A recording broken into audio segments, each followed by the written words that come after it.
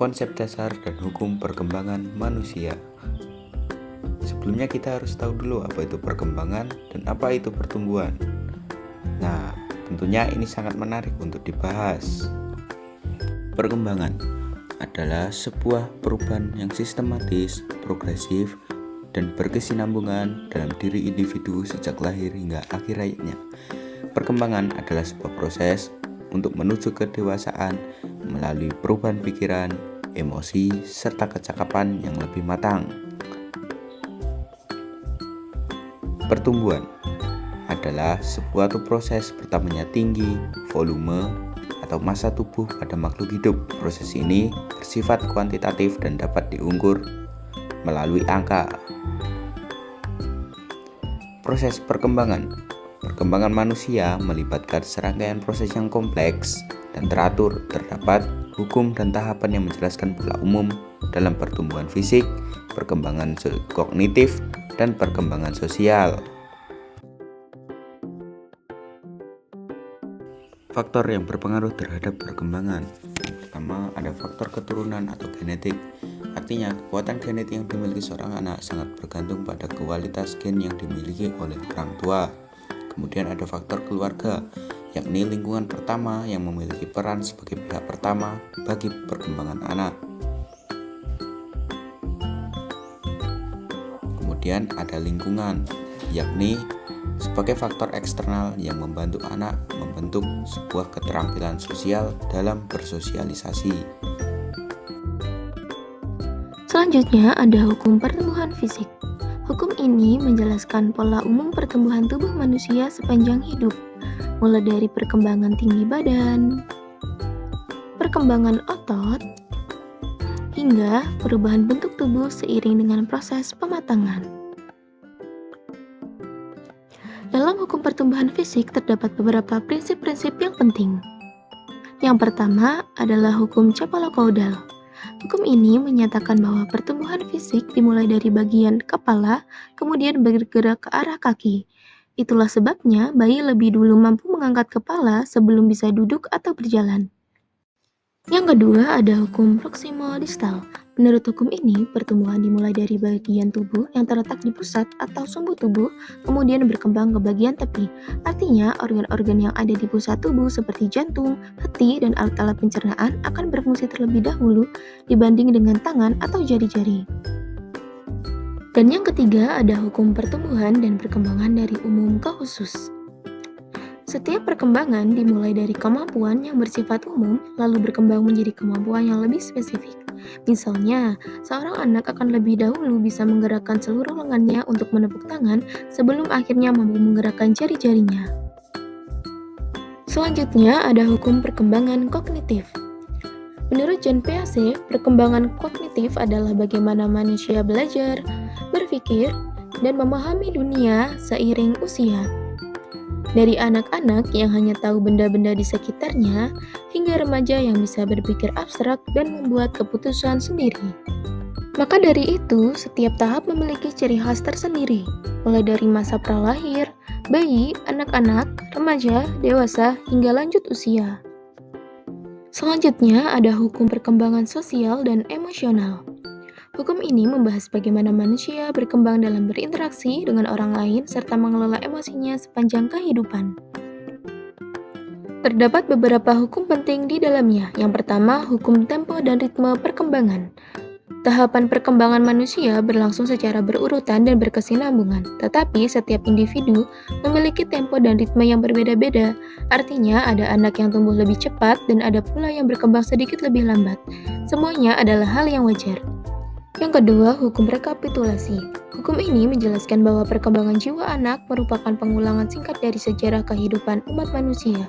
Misalnya, anak-anak pada usia 8 tahun mengalami masa yang disebut masa memburu dan menyamun. Lalu, sekitar usia 10 tahun memasuki masa menggembala.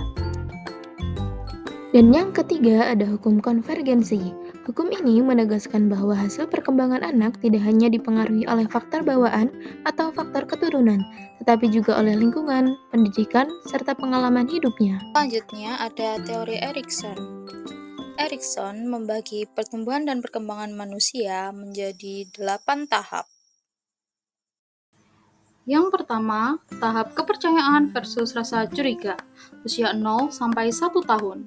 Pada tahap ini, bayi mengembangkan kepercayaan terhadap dunia melalui pemenuhan kebutuhan seperti makanan, kebersihan, dan perhatian yang konsisten dari kedua orang tuanya.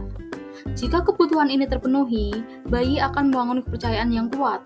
Namun, jika kebutuhan tersebut tidak terpenuhi, bayi akan mengembangkan rasa curiga dan kecemasan dalam diri mereka. Selanjutnya ada tahap otonomi versus rasa malu, usia 1 sampai 3 tahun. Pada tahap ini, anak-anak mulai mengembangkan otonomi dan kesadaran diri. Mereka mulai mengeksplorasi lingkungan sekitar dan memperoleh kemampuan mandiri. Jika anak diberi kesempatan untuk bereksperimen dan dihargai, mereka akan mengembangkan rasa otonomi yang sehat.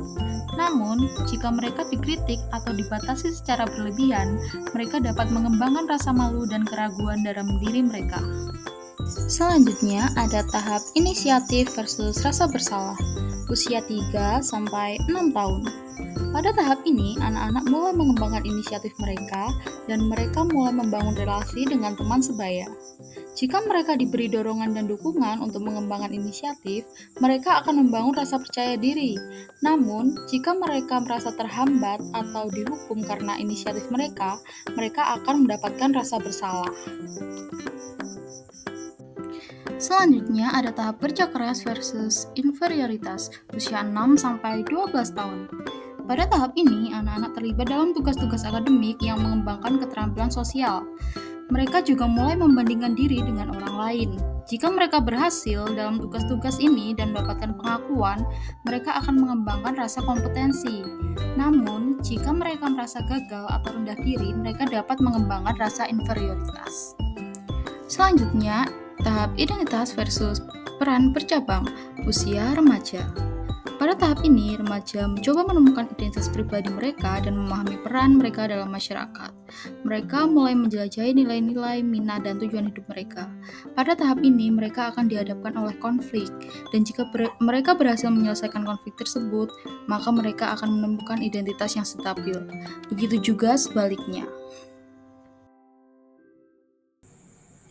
Selanjutnya ada tahap keintiman versus isolasi, usia dewasa muda. Pada tahap ini, individu mulai membentuk hubungan intim dengan orang lain, baik dalam konteks persahabatan maupun hubungan romantis. Mereka mencari keterlibatan emosional dan komitmen melalui hubungan. Jika mereka mampu membentuk hubungannya mendalam dan positif, mereka akan mengembangkan rasa keterhubungan yang sehat. Namun, jika mereka mengalami kesulitan membentuk hubungan atau merasa terisolasi, mereka akan mengalami perasaan yang kesepian. Selanjutnya ada tahap produktivitas versus stagnasi, usia dewasa pertengahan. Pada tahap ini, individu mulai fokus pada karir, keluarga, dan kontribusi mereka dalam masyarakat. Mereka ingin merasakan bermanfaat dan berkontribusi secara aktif. Jika mereka berhasil mencapai tujuan ini dan merasa puas dengan pencapaian mereka akan mengembangkan rasa produktivitas. Namun, jika mereka merasa terjebak dalam rutinitas tersebut, mereka mungkin mengalami stagnasi dan kekecewaan. Dan yang terakhir, ada tahap integritas versus keputusasaan, usia lanjut. Pada tahap ini, individu menghadapi refleksi pada kehidupan mereka dan mencari makna dari keselarasan kehidupan mereka. Mereka mengevaluasi perjalanan hidup mereka selama ini. Jika mereka dapat menerima kehidupan dengan kebahagiaan, mereka akan mencapai integritas dan rasa kedamaian.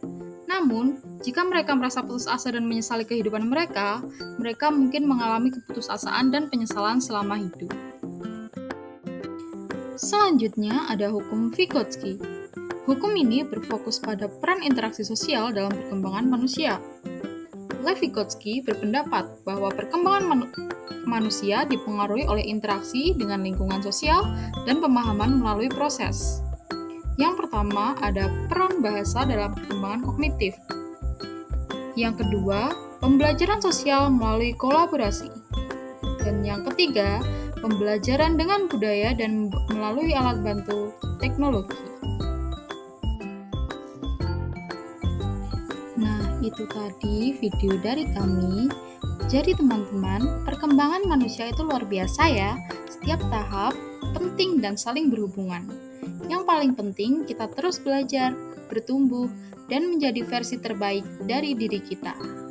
Terima kasih sudah menonton.